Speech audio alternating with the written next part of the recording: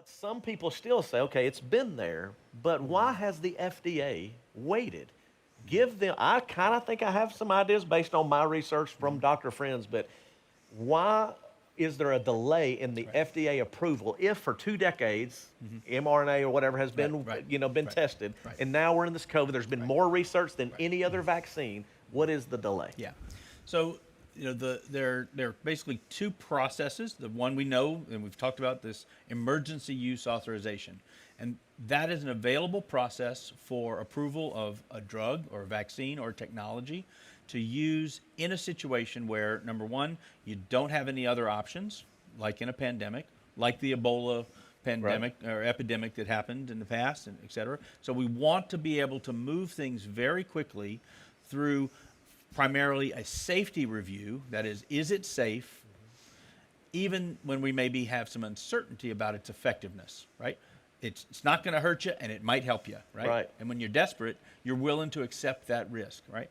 So the emergency use authorization is that first pathway, and that's where we are.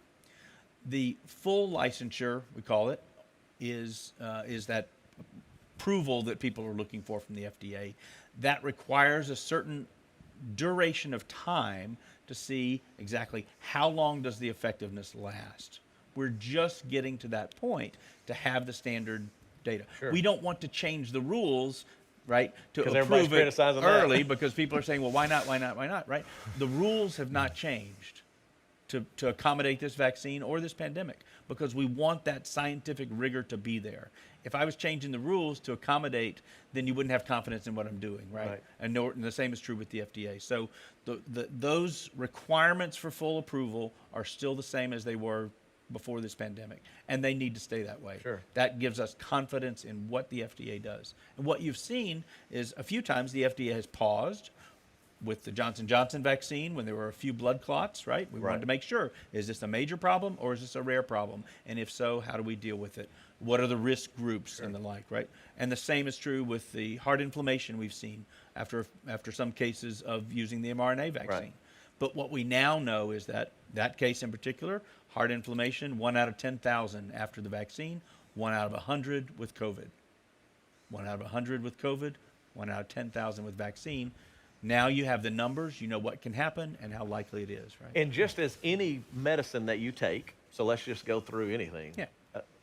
They come out with, these are the side effects, or the rest too, because the FDA, based on that data, came up with, I got heartburn. I take whatever, pantoprazole or whatever it is, and they're like going, hey, you cannot take it and have heartburn and possibly have this, esophageal cancer. You may have this. But you might have, in whatever it is, another side effect. But I go, hey, it's worth it because I know that the data has proven to be.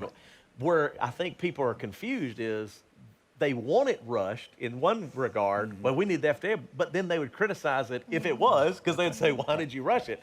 Because what I understood was exactly what you're saying. It's just a matter of time, and we can't rush time. But as soon as possibly September or October is what I've heard, there's a chance you could be FDA approved. That's right. And so I think the other thing people have to realize, very simply, there is no perfect vaccine. There is no perfect medicine. And risk will never again be zero. And once you understand that risk will never be zero, then you can say, okay, how am I going to mitigate? How am I going to reduce my own risk? Vaccine is the best. Masks are right behind it, very effective.